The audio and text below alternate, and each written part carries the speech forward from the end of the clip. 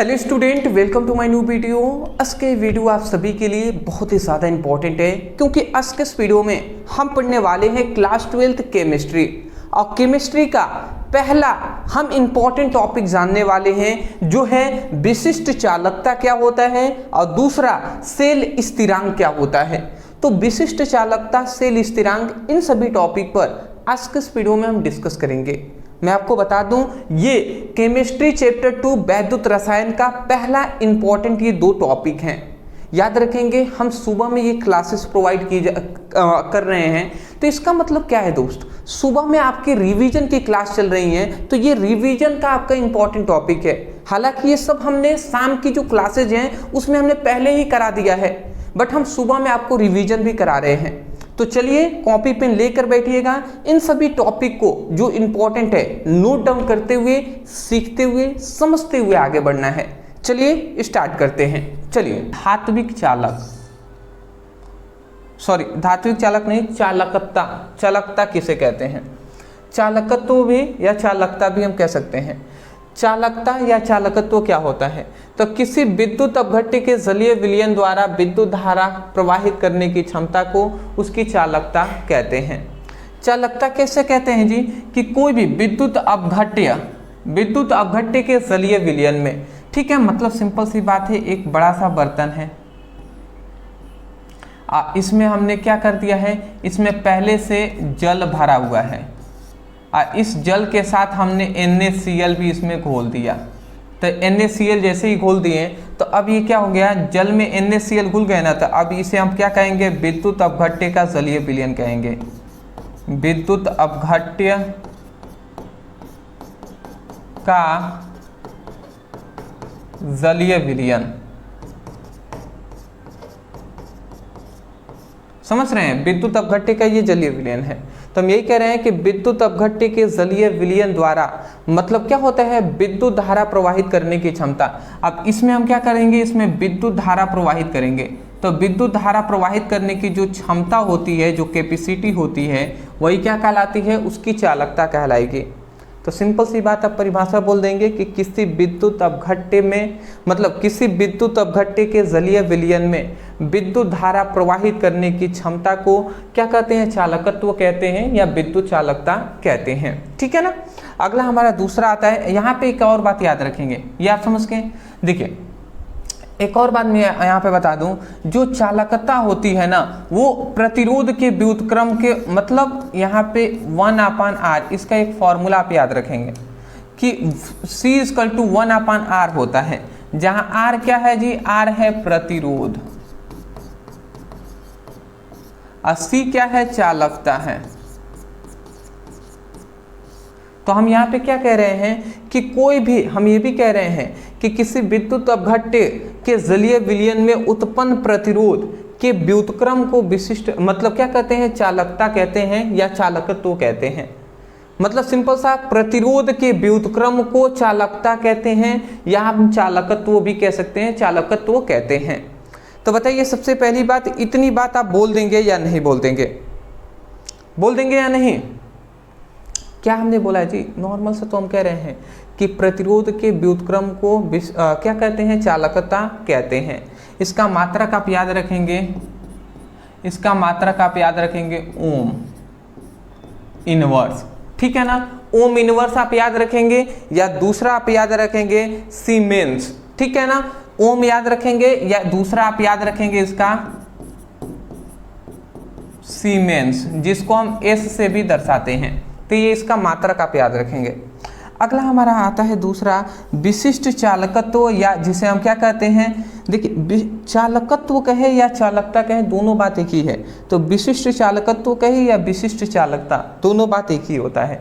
तो यहाँ पे कह रहा है कि किसी चालक के विशिष्ट प्रतिरोध के व्युत्क्रम को विशिष्ट चालकता कहते हैं।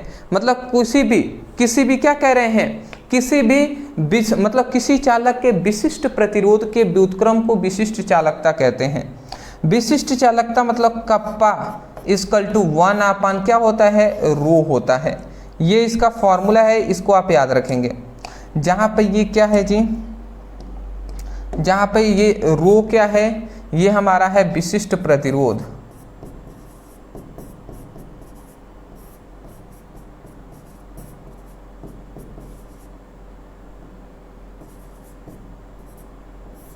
ये विशिष्ट प्रतिरोध है, ये हमारा विशिष्ट चालकता है।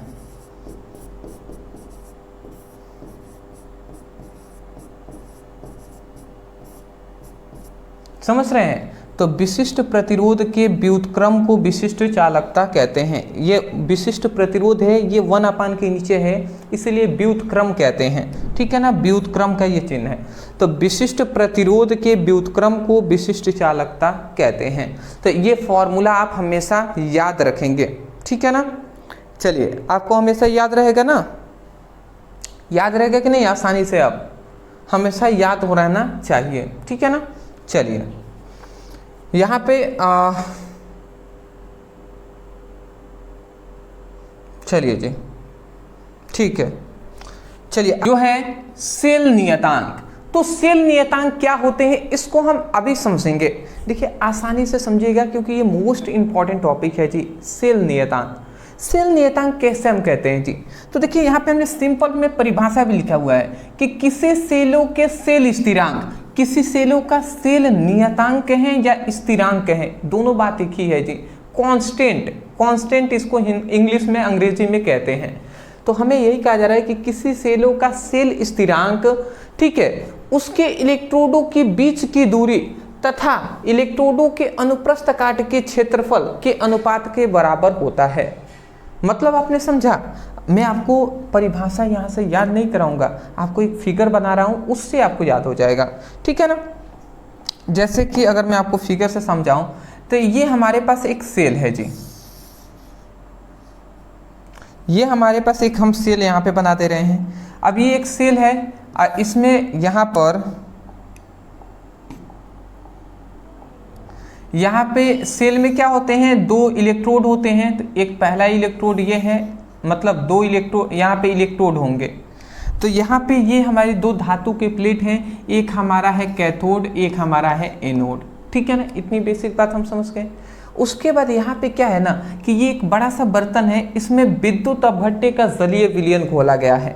विद्युत अपघट्य का जलीय विलयन का मतलब कि जल के साथ यहाँ पे विद्युत अपघट्य जैसे Na+ और Cl- घोला गया है। ठीक है ना, तो ये बातें हैं जी। तो ये हमारा ये क्या है, ये टोटल विद्युत अपघट्य का जलीय विलयन है। विद्युत अपघट्य का जलीय विलयन। ठीक है ना, तो ये विद्युत अपघट्य के जलीय विलयन में अगर हम 2 धातु के क्या है टुकड़े को हम डाल देते हैं तो ये हमारे एक सेल की तरह कार्य करता है। अब यहाँ पे क्या होता है समझिएगा, यहाँ पर ये जो हमारे इलेक्ट्रोड हैं इनको देखिए, एक हमारा कैथोड है, एक एनोड है, दोनों को हम एक साथ बोलेंगे ना तो इलेक्ट्रोड कहेंगे। तो ये इलेक्ट्रोडों के बीच की जो दूरी है, इलेक्ट्रोडों के बीच की जो दूरी है वो हमने मान लिया L। L क्या है, इलेक्ट्रोडों के बीच की दूरी है। ठीक है ना, अब ये जो इलेक्ट्रोड है इसकी कुछ ना कुछ मोटाई होगी कि नहीं होगी, कि कितना मोटा है, तो उसी मोटाई को ही हम इलेक्ट्रोडों का अनुप्रस्थ काट का क्षेत्रफल कहते हैं। इसी को अनुप्रस्थ काट का क्या कहते हैं, क्षेत्रफल कहते हैं। तो हम यही कह रहे हैं कि किसी, क्या कह रहे हैं ध्यान से समझेंगे, कि किसी सेल के इलेक्ट्रोडों के बीच की दूरी तथा इलेक्ट्रोडों के अनुप्रस्थ काट के क्षेत्रफल के अनुपात को क्या कहते हैं, सेल नियतांक कहते हैं। सेल नियतांक कहते हैं। समझ रहे हैं क्या हमने बताया? देखिए वही बात हम कह रहे हैं, सेल नियतांक का परिभाषा करना है तो हम यही कह रहे हैं कि किसी सेल का, कोई भी सेल है तो किसी सेल का सेल नियतांक इलेक्ट्रोडों के बीच की दूरी तथा इलेक्ट्रोडों के अनुप्रस्थ काट के क्षेत्रफल के अनुपात को कहते हैं, या अनुपात के बराबर होता है। समझ रहे हैं, मतलब किसी सेल का सेल नियतांक इलेक्ट्रोडों के बीच की दूरी तथा इलेक्ट्रोडों के अनुप्रस्थ काट के क्षेत्रफल के अनुपात के बराबर होता है। मैं आशा करता हूं कि अब आपको समझ में ये आ गई होंगी परिभाषा। वही बात हमने लिखा है, किसी सेलों के सेल नियतांक, क्या हमने लिखा है कि किसी सेलों का सेल स्थिरांक या नियतांक उनके इलेक्ट्रोडों के बीच की दूरी तथा इलेक्ट्रोडों के अनुप्रस्थ काट के क्षेत्रफल के अनुपात के बराबर होता है। अनुपात के क्या होता है, बराबर होता है। सिंपल सी बात है। तो परिभाषा समझ के साइड में फिगर आप बना लीजिएगा। यहाँ पे मैं आपको बताना चाहूँगा कि विशिष्ट चालकता, यहाँ पे कप्पा इक्वल टू क्या होता है, C इंटू क्या होता है, सेल नियतांक। ये एक फॉर्मूला होता है, सेल नियतांक। ये सभी फॉर्मूला मैं यहाँ पे लिख दे रहा हूँ, आप याद रखिएगा। मतलब कप्पा जो विशिष्ट चालकता है, ठीक है ना, विशिष्ट चालकता है वो चालकता और सेल नियतांक के गुणनफल के बराबर होता है, ठीक है ना। तो ये भी आप एक फॉर्मूला याद रखेंगे, ठीक है। कप्पा क्या है, यहाँ पे विशिष्ट चालकता है, यहाँ पे C क्या है, ओनली चालकता है, ठीक है। इतना आप समझ गए। उसके बाद मैं आपको कहूँ कि यहाँ पे मैं यहाँ पे कहूँ अगर सेल नियतांक, ये देखिए इधर C गुणा में है, इधर आएगा तो भाग कर आएगा, तो ओनली यहाँ पे सेल नियतांक का एक और यहाँ से फॉर्मूला निकल जाएगा।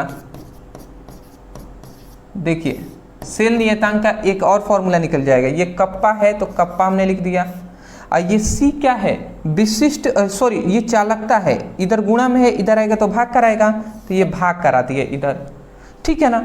अब यहाँ पे कुछ नहीं, तो ये कप्पा बाई C है ना, कप्पा बाई C, यहाँ पे ध्यान से आप समझेंगे, यही छोटी छोटी बात नहीं समझ में आता है। कप्पा बाई C को मतलब क्या है, 1/C गुणे कप्पा है, यही तो है जी। ये K अभी गुणा होगा तो कप्पा ऊपर हो जाएगा, C हो जाएगा, तो ये 1/C यहाँ पे है ना।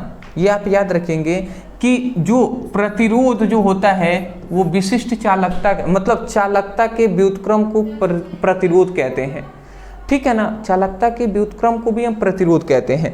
तो ये बताइए 1/C के जगह पर, यहाँ पे 1/C है ना, तो इसके जगह पर हम R लिख सकते हैं, तो बिल्कुल। तो एक तो ये फॉर्मूला हो गया। देखिए ये सभी आप नोट डाउन करते हुए चलेंगे, क्यों हम बता रहे हैं, क्योंकि मैं जानता हूँ न्यूमेरिकल में काम आएंगे।